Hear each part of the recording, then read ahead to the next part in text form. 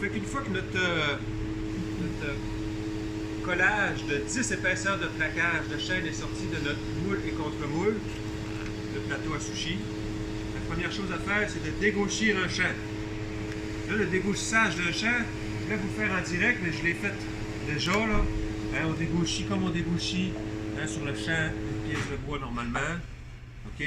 Ce qui est difficile, là, cette fois-ci, c'est de s'assurer de... Ce qu'il faut faire attention, c'est pas difficile, mais ce qu'il faut faire attention, c'est de s'assurer de garder notre équerrage. Parce que si on est appuyé contre le guide de la dégauchisseuse, ça ne veut pas dire nécessairement qu'on est vraiment d'équerre. Même si le guide est d'équerre. Pourquoi? Parce que notre pièce qu'on a cintrée, là, elle n'est pas parfaite. Le cintrage, c'est très rarement parfait. Hein? Faut vivre avec ces imperfections-là, il faut essayer de les réduire le plus possible, de manière à ce qu'on soit capable de faire des étapes subséquentes qui soient bien faites, et que ça donne un résultat qui soit quand même assez droit. Ça veut dire que quand vous allez dégaucher sur la dégauchisseuse, prenez votre sticker, puis vérifiez, en étant bien à plat sur la table de votre dégauchisseuse, si vous êtes d'équerre. Si vous n'êtes pas bien d'équerre, c'est à vous à forcer un peu la planche à découper pour dégaucher de manière à ce que quand vous la remettiez comme ça bien à plat sur le champ, puis que vous mettiez l'équerre à côté, que ça tombe d'équerre. Ça se peut que vous ne soyez pas d'équerre partout, mais essayez d'être l'équerre le plus possible hein, sur la plus grande surface de votre planche à découper. OK? C'est ce que je vous propose. Et une fois que ça c'est fait, c'est dégaucher. Qu'est-ce qu'on doit faire? C'est prendre notre plan à échelle 1-1, hein, qui nous a servi à faire notre moule et contre-moule. Et à partir de cela, je vais déposer la partie qui a été dégauchée et je vais aligner le plus possible de manière à ce que les deux courbures, celle de ma pièce que j'ai cintrée et celle de mon dessin, soient le plus possible ressemblantes. Parce qu'il va y avoir des différences. C'est toujours comme ça. On a de la misère à aller chercher la pleine courbure de la première partie à partir du centre. Et puis, c'est pas grave. Ce qu'il faut, c'est essayer d'avoir le plus possible la position qui correspond à ce qu'on voulait avoir. Quand ça c'est fait, je trace des lignes qui correspondent à la fin, la longueur finale de mon plateau à sushi. À partir de mon dessin. Hein? Je vais juste reproduire la fin des deux extrémités et ne pas oublier le centre. Le centre, vous pouvez vous fier à la cotation qui est 5,8 qui est ici. Elle est à 1,16 décentrée. Mais c'est quand même acceptable. Ça donne quand même une bonne référence pour pouvoir faire les étapes suivantes. Parce que tantôt, le centre, on va en avoir besoin pour positionner notre pièce sur le gabarit qui va nous permettre de faire les plats. Une fois que ça c'est fait, je prends ma petite équerre et sur la partie qui a été dégauchée, je vais tracer une ligne qui correspond au prolongement du début et au prolongement de la fin de ma planche à sushi. Quand ça c'est fait, j'utilise mon moule qui m'a permis de faire mon plateau à sushi. Je me suis ajouté une pièce de bois à l'arrière ici qui remplace la butée sur le guide sur l'acier onglet. Donc la partie qui est dégauchée, je viens de l'appuyer dans cette butée-là. Et puis je me dirige sur l'acier onglet. De cette manière-là. Si j'avais pas cette butée-là, j'avais rien qui... J'aurais pas la même qualité d'appui là, contre le guide, étant donné que mon moule est assez élevé. C'est pour ça que je prends la peine de m'ajouter cette partie-là. J'appuie la partie qui est dégauchée contre le guide et je viens mentionner les longueurs à partir des marques que je me suis faites.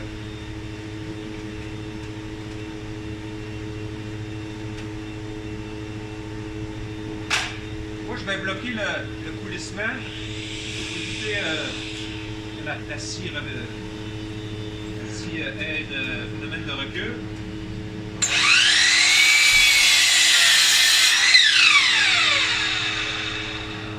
Là, ben, j'ai les bouts qui sont à 90 degrés, normalement. Pour l'autre côté, même chose. Je pourrais me déplacer aussi. On va faire encore un demi-tour.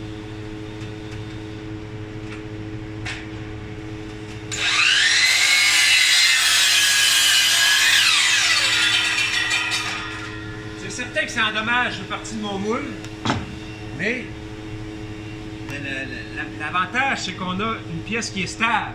Tantôt, on avait des parties qui étaient plus longues parce qu'on avait fait notre collage plus long. Ça fait qu'en la mettant sur une table bien droite, on aurait eu une pièce bancale, on aurait eu une pièce qui n'aurait pas été stable. Fait qu'en la mettant dans le moule, on est certain d'avoir une pièce qui est vraiment droite. Puis les bouts vont être vrais. Notre pièce ne sera pas un peu en diagonale comme ça. Ça fait qu'on va couper les bouts vraiment à 90 degrés par rapport à l'axe central. C'est ce qui est difficile avec les pièces cintrées. On n'a pas de référence droite de parement ou de contre-parement. Hein. Habituellement, on a toujours une face bien droite, puis on se dit, on va couper à 90 degrés. Mais ici, il faut s'imaginer une ligne qui traverse bord en bord. Hein, puis ça serait notre référence, ici, notre ligne qui traverse bord en bord. On l'a fait sans s'en rendre compte quand on a utilisé notre feuille pour fabriquer le moule, parce qu'on avait la même distance à gauche, à droite par rapport au bout de la feuille. La pièce était vraiment bien centrée. Fait que notre moule devrait être vraiment bien fait. Si vous êtes fier à la feuille, vous pouvez le fier à votre moule pour couper les longueurs. Une fois que ça c'est fait, on a une pièce qui est maintenant stable. Tantôt, j'aurais dû vous le montrer qu'elle n'était pas stable. Hein, avant que je coupe les bouts, elle n'était pas stable. Maintenant qu'elle est stable, je peux venir refendre ma pièce comme je refais une pièce habituellement sur le banc de scie à la bonne largeur. La largeur, c'est 3 pouces et demi. Comme on fait habituellement, on met la lame d'équerre.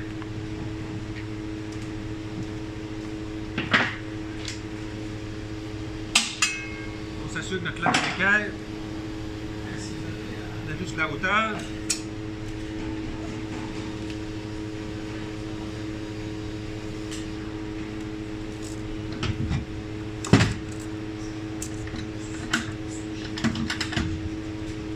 Et puis on refait à 3 pouces et demi.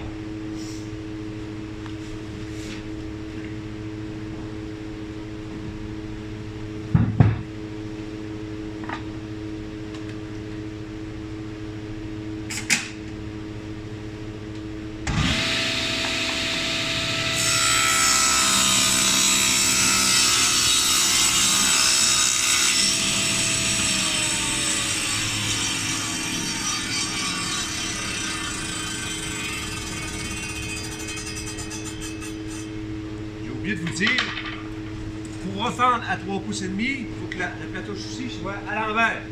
Parce que si on le met à l'endroit, il n'est pas stable. Il faut qu'il soit à l'envers pour faire la bonne largeur. Donc là, on a les deux champs qui ont été... On a la bonne largeur, on a les deux champs qui sont finis, qui sont blancs, qui sont absents de défaut. Les deux extrémités qui sont bien finies aussi. Il nous reste à façonner les plats. Les plats, j'ai dessiné au tableau ici. À quel endroit est-ce qu'il devrait aller? Donc on a la position réelle de notre plateau à sushi. Les sushis vont au centre ici. Donc aux extrémités là, vous avez la patte, le support qui vient ici. Donc pour pouvoir façonner la queue d'aronde qui va être ici, il faut préalablement faire un plat aux extrémités. Pour pouvoir positionner notre plat, assurez-vous d'avoir 5/8 de pouce aux extrémités. Parce qu'on a 5/8 de pouce sur toute la longueur de notre pièce. Et juste ici, quand on enlève une partie de notre 5/8 de pouce, on vient chercher, il va décider, on vient chercher l'épaisseur de 5/8 de pouce qui est à l'extrémité ici. Dans le fond, notre plat, on le coupe jusqu'à on arrive entre la jonction de la fin de la coupure et la coupe de bout. On dit que c'est bien dit. Comment est-ce qu'on s'installe? J'ai fabriqué un gabarit qui va nous permettre de maintenir notre plateau à sushi debout sur le banc de scie. Vous allez pouvoir l'utiliser avec votre moule. Peut-être que le moule que j'ai fabriqué va être possiblement utilisable, mais ça se peut que non, parce que le dessin que vous avez eu est légèrement plus petit que celui que j'ai fabriqué avec ce moule-là. Donc je mets mon plateau ici, mon moule ici, pardon.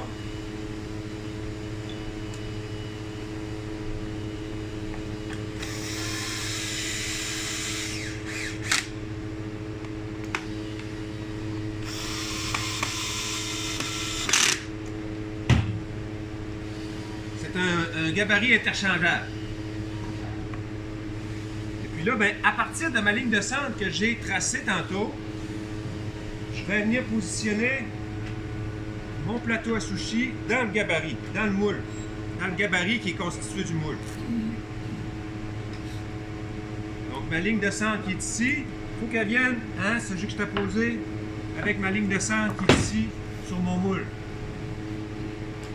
Parce que, tu sais, encore une fois, comme je vous disais tantôt, c'est des pièces cintrées, hein. Ça se peut qu'on ait positionné notre pièce légèrement plus haute ou légèrement plus basse, puis ça va faire pareil, là. Les courbures vont s'emboîter. Fait que tu vois ici, on a une petite différence.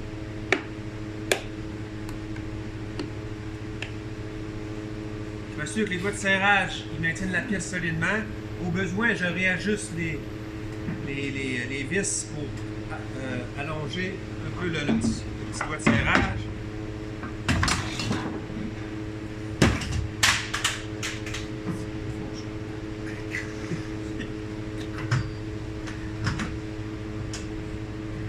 Puis là, ben, il va falloir que je lève ma lame à une bonne hauteur. Puis pour pouvoir ajuster l'emplacement du guide, mon gabarit, il s'insère dans le guide, mais il n'est pas juste, OK?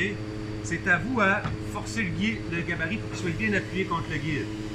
J'ai rajouté une pièce ici pour empêcher tout le gabarit de se déplacer vers la gauche pour une question de sécurité. Mais pour faire un usinage de qualité, il faut forcer le gabarit contre le guide. C'est à vous à en tenir compte. Et pour ajuster la position du gabarit de notre plateau à sushi avec la lame, mais là, il faut y aller à l'œil. Puis l'ajustement pour un bord n'est pas nécessairement même pour l'autre bord. Okay? Ça fait que moi, ce que je vous conseille, c'est de l'enlever un petit peu moins, puis de rapprocher votre guide pour en enlever un petit peu plus, tranquillement. Puis l'objectif, c'est d'arriver ici, hein, à la jonction de la fin de la courbure puis de la ligne de bout. Il faut qu'on garde le 5-8 à l'extrémité.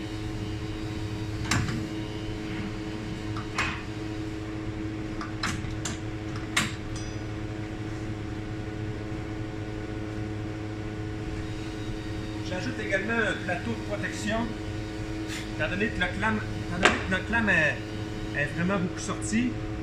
Je vous oblige à conserver ce plateau de protection-là pour avoir un accès direct à la lame si on perdrait pied puis la machine sera en train de fonctionner. Là, pour la démonstration, je vais enlever le protecteur. Et puis on s'assure également que la hauteur de la lame ne vienne pas en collision avec le doigt de serrage. Hein?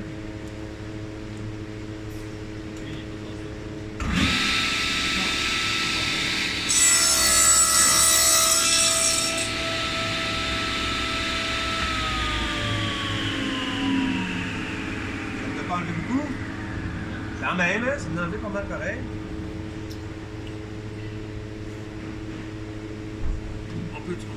On voit-tu bien qu'est-ce que ça a enlevé là? Hein, on a quand même un beau plat, mais il reste encore de la matière ici à l'extrémité, une partie de la rondeur. Donc il faut l'enlever ça, il faut que le plat arrive égal avec le bout. Il faut en enlever un petit peu plus encore.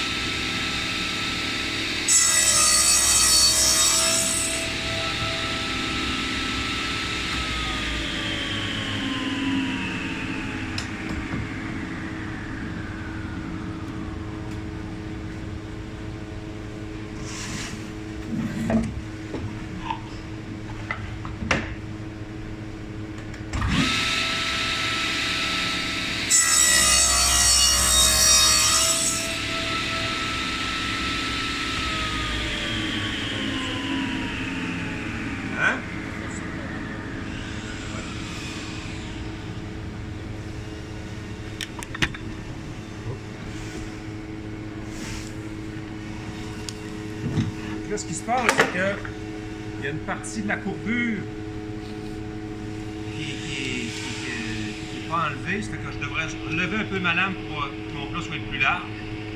Et pour que ça corresponde à ce que j'ai comme sur mon plat.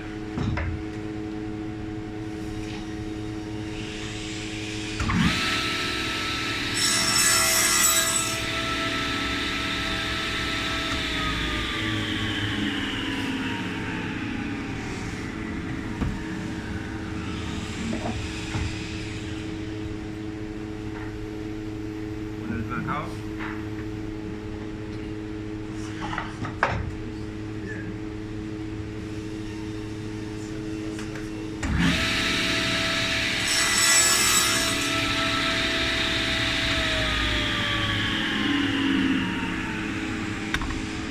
Le maximum que je peux enlever. Ça fait que je viens de me rendre compte qu'il y a une partie là, qui ne correspond pas à ce que je voudrais avoir. Tu sais, normalement, la partie ici devrait être plus creusée. Mais je vais vivre avec. Je vais continuer pareil. Je vais le sabler un peu pour enlever ce qui reste. Je retourne. J'ai fait un demi-tour. Je conserve ma ligne de centre comme référence pour venir le placer au centre ici.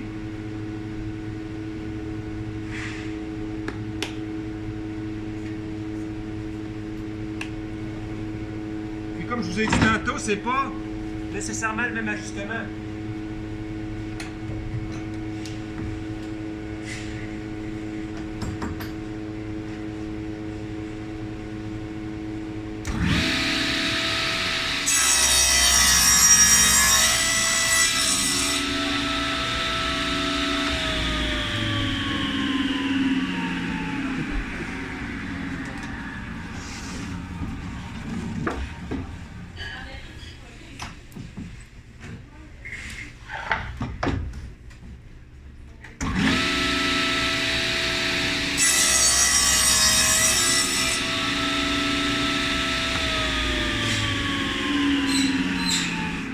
On a moins un petit peu ici, là, la partie qui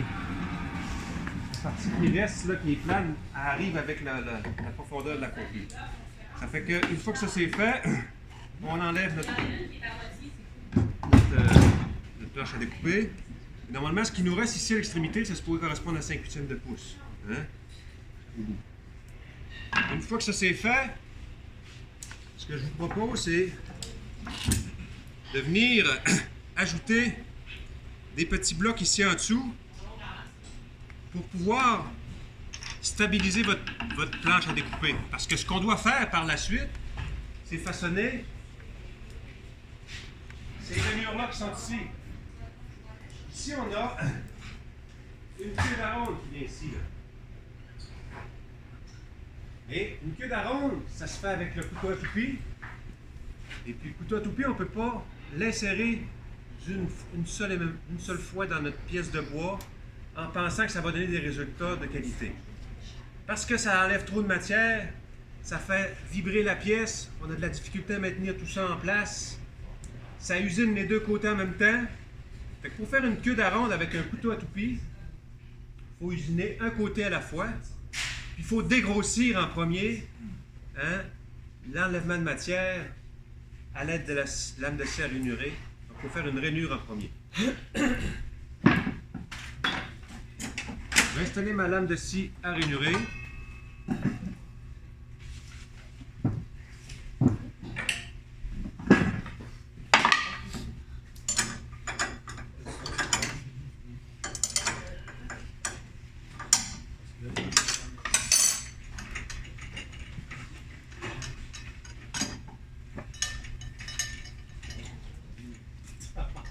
Vous auriez pu me poser comme question, moi, mais est-ce qu'on aurait pu y aller avec un couteau droit sur la table à toupie? Est-ce qu'on aurait pu y aller avec un couteau droit? Ça aurait pu être une bonne idée aussi, ça. Oui, ça aurait pu être une bonne idée. Mais il aurait fallu y aller progressivement en montant le couteau tranquillement et non pas en le sortant tout de suite à la bonne longueur. Fait que c'est deux options que vous avez. Moi, je préfère la lame de scie à rainurer parce que ça éclate moins, le fond de la rainure a moins de chances d'être éclaté, puis les côtés aussi.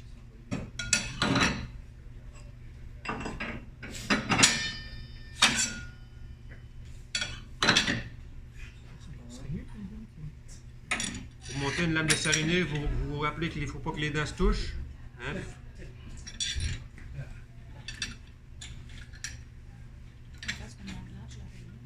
Ben là, ici, sur le plan, on a une demi de large pour le bas de la queue d'aronde. Ça fait que je vais faire une demi de large. Je vais la faire à la largeur finie. J'aurais pu la faire un petit peu moins large aussi.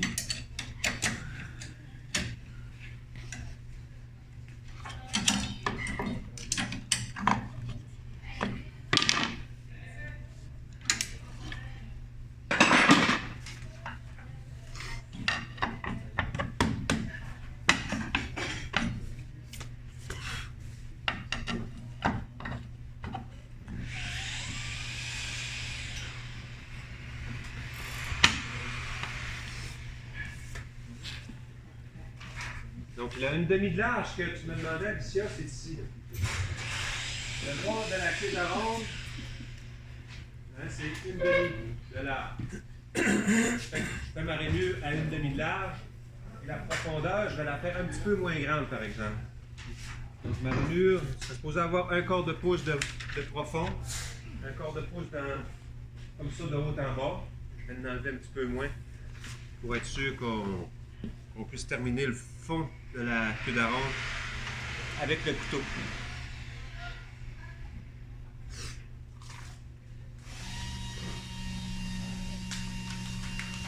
Donc, pour pouvoir faire décider, savoir à quel endroit est-ce que je fais mes rainures, je vais me fier encore une fois à mon plan pour tracer, reproduire la position de mes rainures. Je vais la remettre à sa place à partir du centre. J'aurais pu également me tracer à partir du bout.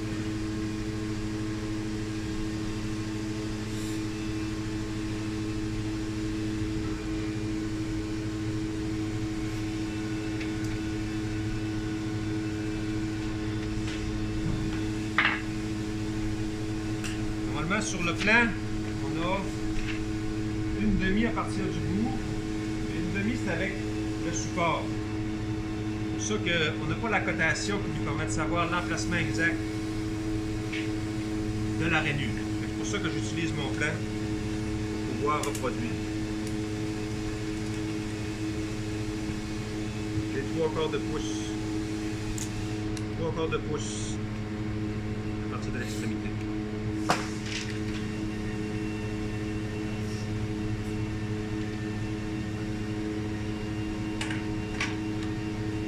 Ça va me prendre mon guide à tronçonner, ça va me prendre mon guide à refendre, les deux en même temps, pour pouvoir faire ma rainure.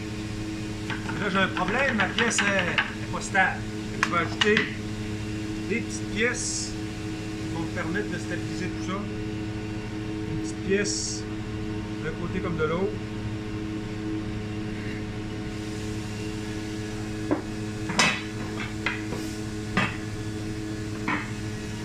Que je maintiens en place avec du ruban double face. J'ai mis des pièces de 5/8 de pouce de pain.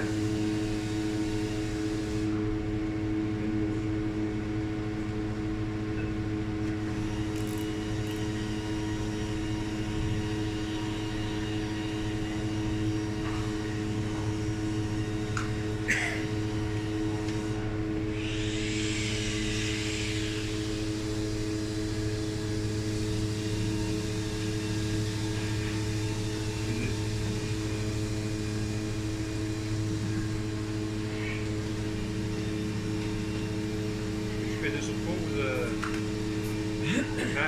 que je décolle mon plan. On reprend ici. Que je positionne mon autre patte.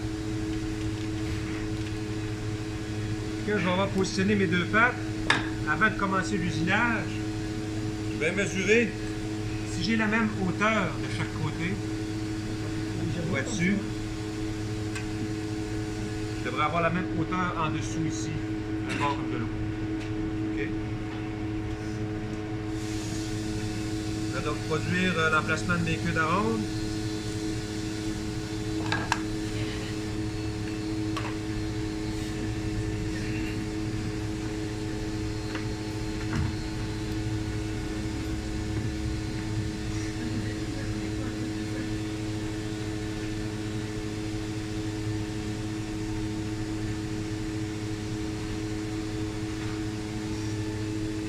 suis appuyé dans mon guide à refaire, dans mon guide à tronçonner.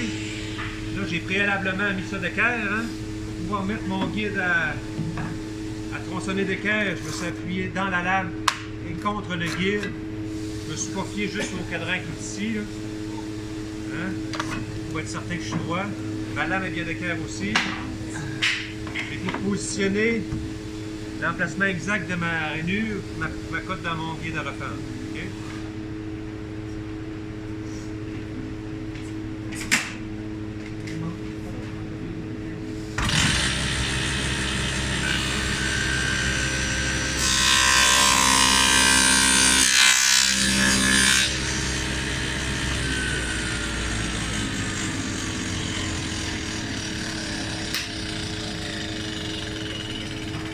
Petite modification.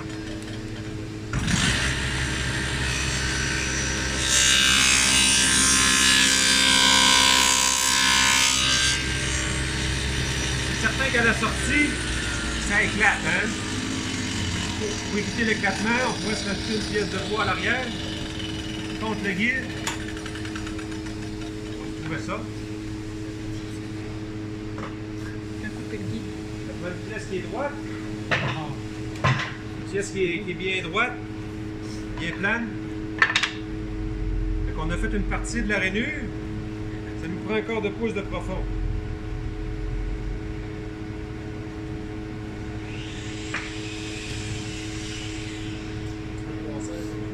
Donc on va mettre 3,16 pour être sûr de ne pas trop l'enlever. Là on a 1,8. On va lever un petit peu.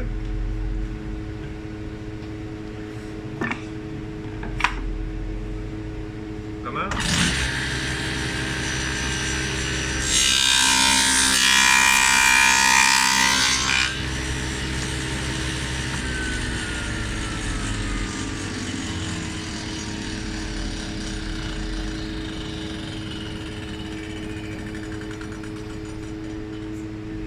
On fait grand chose.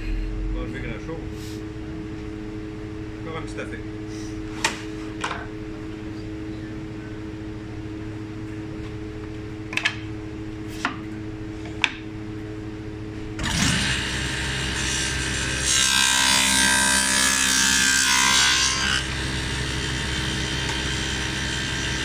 Retour.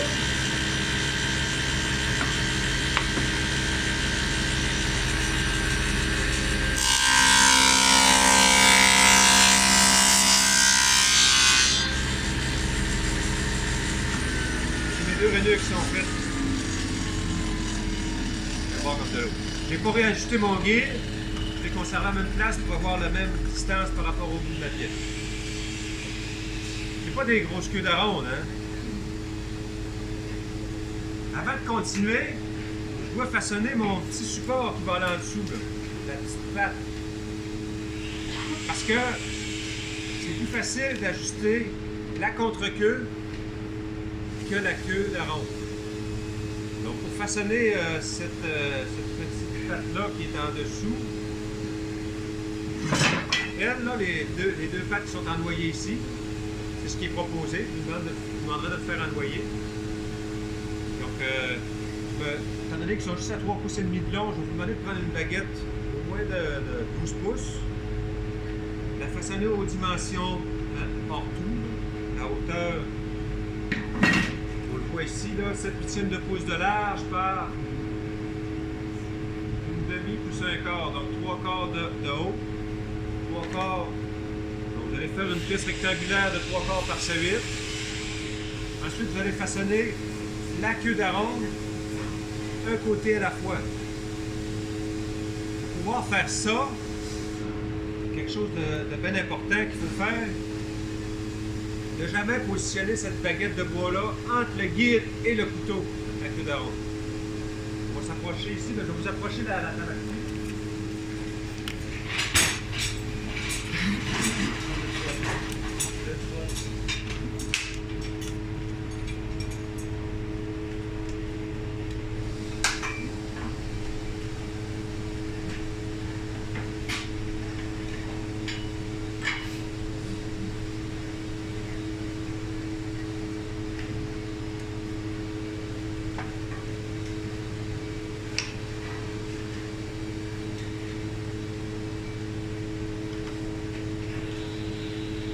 j'avance le guide, il faut qu'il dépasse juste la partie que je veux travailler là, du couteau. Je vais m'accoter dans mon guide, ici pour usiner juste un côté à la fois. Donc, j'ai ma pièce rectangulaire qui a 7-8 par 3/4, 7/8 de pouce comme ça, 3/4 de pouce comme ça. Je vais enlever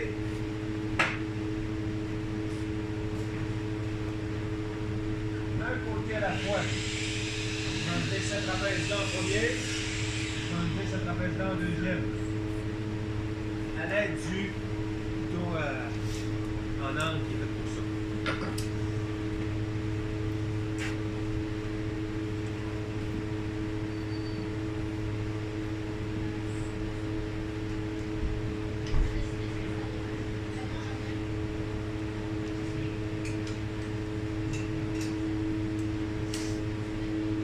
Ça me permet de faire,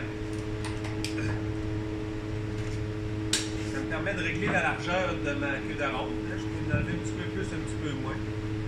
Normalement, si ma queue d'aronde, elle a été bien tracée, et que mon guide est bien placé aussi, je vais avoir tout de suite la bonne largeur. Moi, ce que je vous conseille, c'est de la faire un petit peu plus large.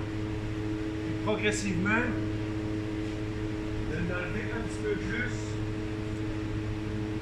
On va avoir la bonne largeur ici à la toute fin de votre queue d'aronde. Okay. Comment est-ce que je procède? Je fais juste reculer un peu le guide, fait que mon couteau sort un petit peu plus. Fait que je repasse ma pièce des deux côtés à la fois pour que ma queue d'aronde soit toujours bien centrée. Fait que ça fait comme ratisser progressivement la largeur de ma queue d'aronde. C'est toujours l'approche que je conserve. J'enlève un petit peu moins, puis je m'approche tranquillement pour avoir la mesure finale que je voudrais avoir. Tantôt, je vous ai dit de faire une pièce de 12 pouces de long pour pouvoir avoir ensuite les pièces, les recouper à la bonne longueur. Vous pouvez même faire 16 pouces de plus long parce que ça peut arriver qu'il y ait des éclats puis qu'en cours de route, qu'il y ait des problèmes, des pièces qui sont endommagées. Fait que, vous pouvez faire même 16 pouces de long, 20 pouces de long, une baguette. C'est pas des grosses pertes. Okay? Pour être certain de en avoir suffisamment. Et puis là, je procède comme ça en faisant sortir le couteau juste. La partie vers moi, là, je positionne mon guide de manière à ce qu'il soit au centre, là. Puis la partie qui est vers moi va sortir parce que le couteau, il y a un sens de rotation. Et puis si je me déplace comme ça de gauche à droite, je vois dans le sens contraire de rotation, comme pour toutes les autres machines. Hein, pour contrôler ce qu'on fait, il faut être dans le sens contraire de rotation. Ça fait qu'ici, si je suis comme ça, je suis correct. Mais si je positionne mon guide par en arrière comme ça, que je viens passer ma pièce entre le guide et le couteau. Ça, c'est ce qu'on voit très, très fréquemment. Ça va sûrement nous arriver, c'est pas grave.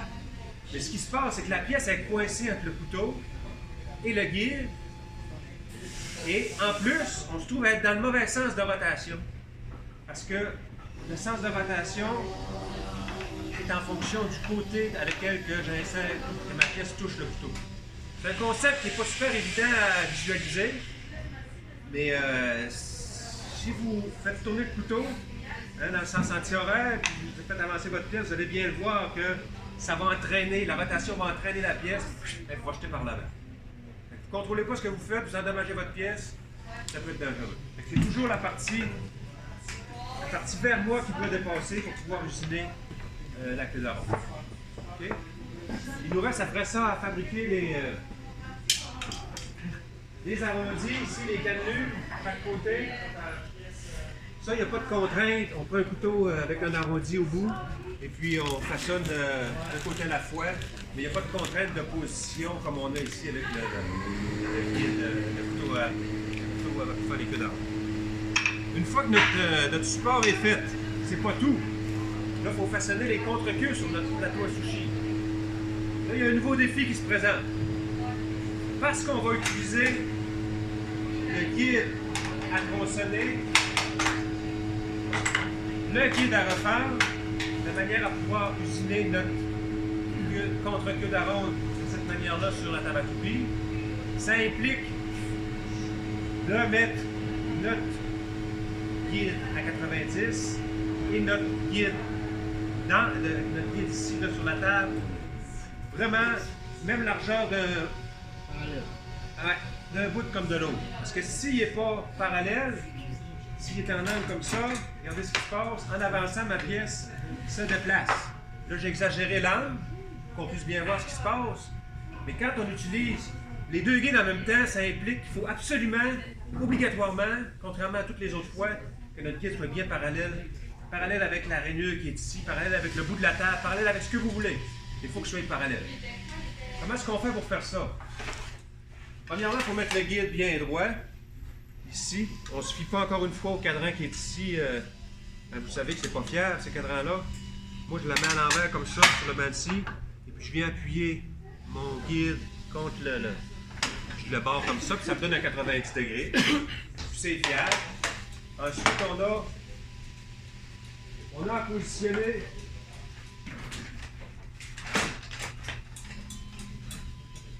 le parallélisme du guide et la position de notre couteau qui va venir enlever un côté seulement à la fois. Là. Il n'enlèvera pas les deux côtés. Même principe que pour le support, il va enlever une contre-queue, une fois à gauche et une fois à droite en deux temps. Choisissez celui que vous voulez. On va commencer par la contre-queue qui est ici. Là. Celle-là qui est à l'intérieur. Celle-là qui est à l'intérieur, si on la fait en premier. OK? Si on la fait en premier, on va se diriger comme on s'est toujours dirigé de la droite vers la gauche. Comme ça. Puis lorsqu'on va faire l'autre côté, imaginez-vous donc qu'on va devoir changer de côté et travailler de cette manière-là. Parce que le sens de rotation ne sera plus le même. Le côté du couteau qui va toucher à la rainure ne sera plus le même. Fait qu'il faut changer le sens dans lequel on se déplace. On va commencer par le premier côté. Donc là, je me mets au centre. Je fais juste ma hauteur.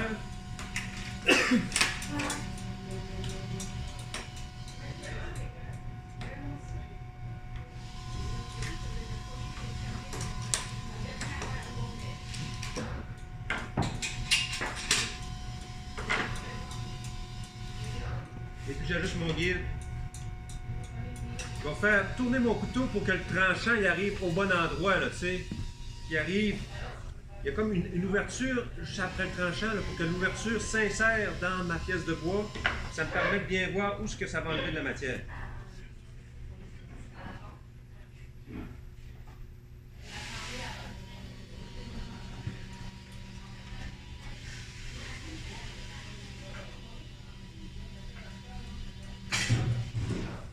On a des règles ici chaque côté.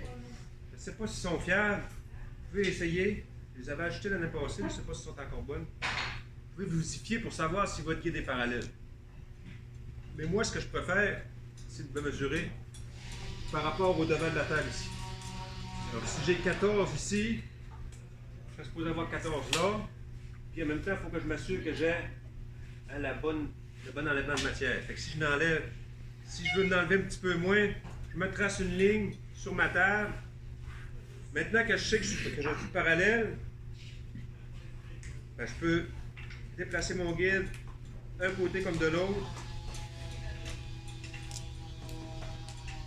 en m'assurant que je suis toujours parallèle.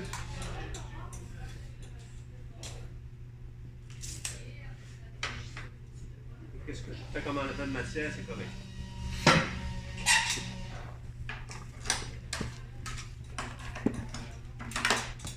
Là, on n'a pas, pour la hauteur, on n'a pas deux possibilités. On ne peut pas y aller en deux étapes, OK? La position gauche-droite de ce guide-là, on peut peut-être l'enlever un petit peu moins, de manière à ce que ça fasse progressivement la forme de ma queue d'aronde. Mais la hauteur, elle, il faut qu'elle soit tout de suite à la bonne hauteur. On ne peut pas changer la hauteur, parce que si on change la hauteur, on change la forme de notre angle. Ça fait qu'on a notre... si on fait un gros plan, là. On a le crayon noir, c'est facile. On a notre pied d'aronde qui est ici, notre rainure, pardon, et je vais venir faire mon enlèvement de matière comme ça. Ça fait qu'il faut tout de suite que j'ai la bonne hauteur ici, là, du couteau. Mais je peux l'enlever un petit peu moins, de manière à ce que ça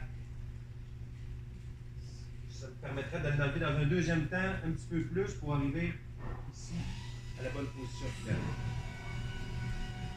Mais la hauteur, il faut qu'elle soit juste à la bonne place.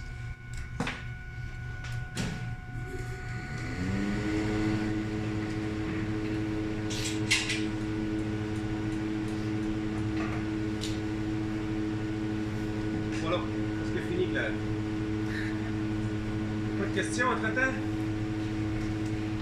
Non?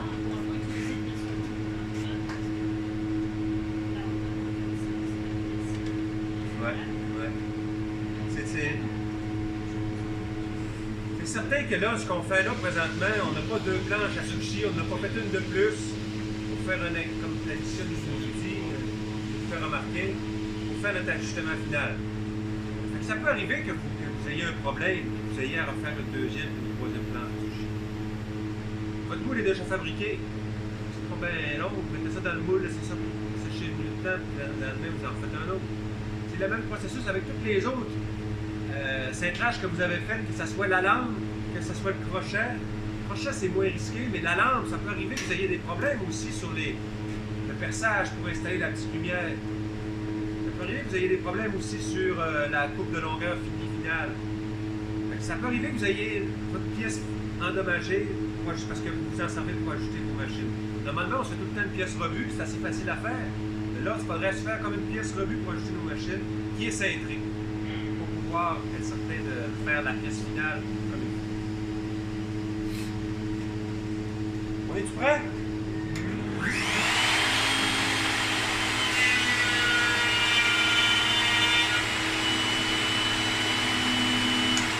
Encore une fois, j'ai à la sortie que je peux m'ajouter une pièce rebut bien appuyée pour éviter l'éclatement. Et puis j'ai fait un bord. Je vais faire tout de suite l'autre côté, sans toucher à mon ajustement. J'ai fait le côté intérieur de ma queue d'aronde. Je fais un demi-tour. Je fais l'autre côté tout de suite, sans toucher à mon ajustement. On va éviter de mettre des blocs, on a tout le fond en arrière de table. Éviter de mettre des blocs. Ah, ouais, ben c'est à cause que tu pourrais le refaire le plus large, après. Il faudrait qu'il y ait déjà qu'elle soit vraiment une pièce rectangulaire, par exemple. Oh, si tes deux champs sont pas rectangulaires, non, mais de le reprendre, ça pourrait être une bonne idée. Tu laisses un 8. Ça pourrait être une bonne idée. Tu fais le truc pour mettre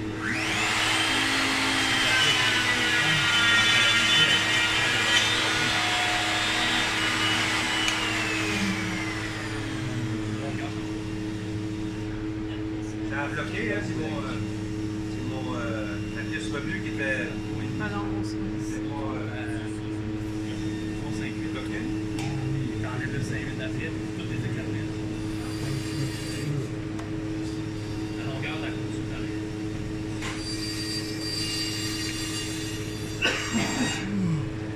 J'ai un peu de matière pour être capable de.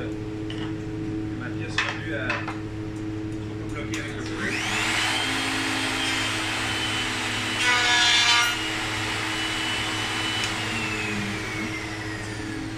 Là, j'ai fait les deux parties intérieures, il me reste à faire les deux parties extérieures. Et pour ça, pour que ça arrive et que ça concorde avec ce que j'ai fait de mon petit support, ben là, c'est là qu'il faut que je pallie dans le. J'enlève un petit peu moins, et puis tranquillement, je vais en enlever un petit peu plus pour être certain que ça s'insère. Okay? Puis là, il faut que je change de côté, imaginez-vous. Ce côté-là.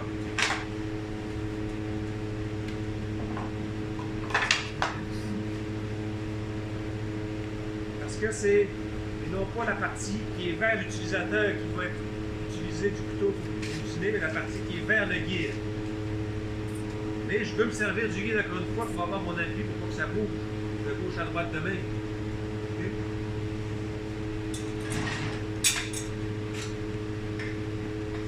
Je peux pas me tracer avec. Normalement, ça serait supposé se ressembler. Je pourrais le tracer avec mon petit support pour savoir où l'enlever.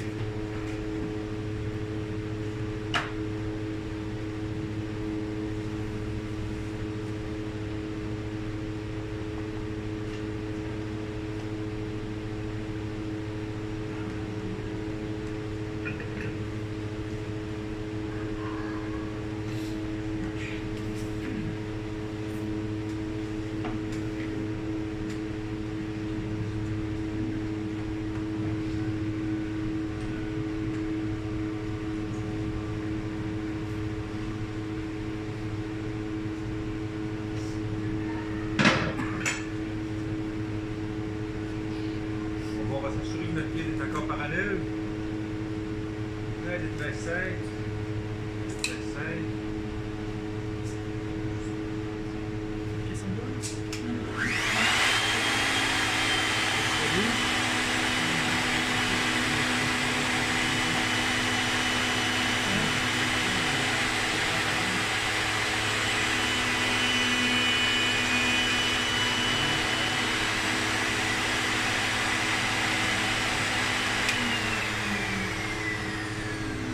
Je le sais.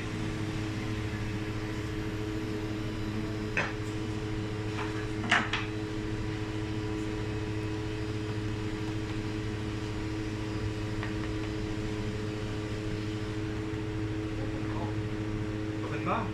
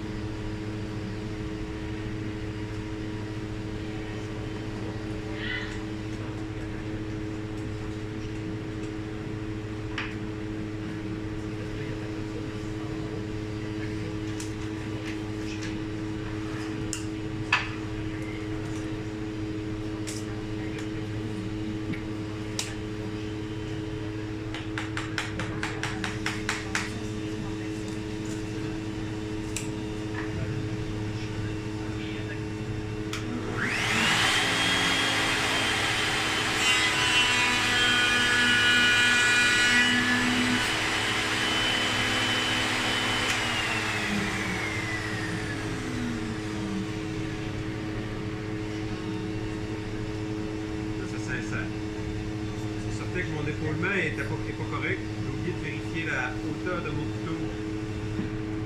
Ici, la hauteur de ma queue d'aronde était plus haute que celle que j'avais ici prévue.